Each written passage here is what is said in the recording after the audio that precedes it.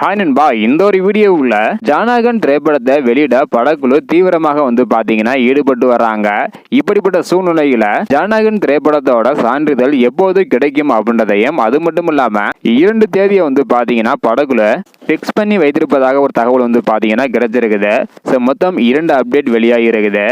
எந்த தேதியில் சான்றிதழ் கிடைக்க போகுது, எந்த தேதியில் படம் வெளியாக போகுது அப்படின்றத வீடியோ கிளிப்பை டீட்டெயிலாக பார்த்துடலாம். அதுக்கு முன்னாடி விஜய் சார் முதல்வராக பதவியேற்ற பிறகும் இந்த ஒரு பிரச்சனை பாத்தீங்கன்னா தொடர்ந்து நீடித்து கொண்டே போகிறது. இதை பத்தி உங்களுடைய கருத்து என்ன?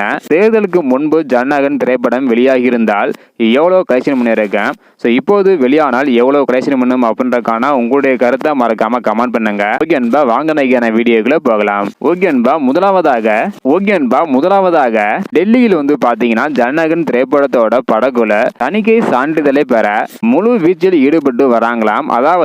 அதாவது ஜனநாயகன் திரைப்படத்திற்கு இன்னும் ஒரு சில நாட்கள்ல சான்றிதழ் கிடைத்துவிடும் அப்படின்னு படக்குழு பாத்தீங்கன்னா எதிர்பார்த்து காத்து கொண்டிருக்கிறாங்களாம். ஒருவேளை இன்னும் ஒரு சில நாட்கள்ல சான்றிதழ் கிடைத்து விட்டால் ஜூன் 26ஆம் தேதி அல்லது அதிகபட்சமாக ஜூன் 3ஆம் தேதிக்கு உள்ள படத்தை திரைக்கு கொண்டு வர படக்குழு திட்டமிட்டிருப்பதாக சொல்லப்படுகிறது.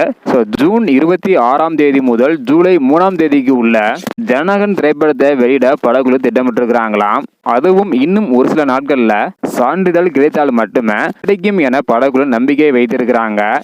வெயிட் பண்ணி பார்க்கணும் நண்பா. நீங்க படத்துக்கு எவ்வளவு ஈகராக வெயிட் பண்றீங்க அப்படின்றத மறக்காம கமெண்ட் பண்ணுங்க.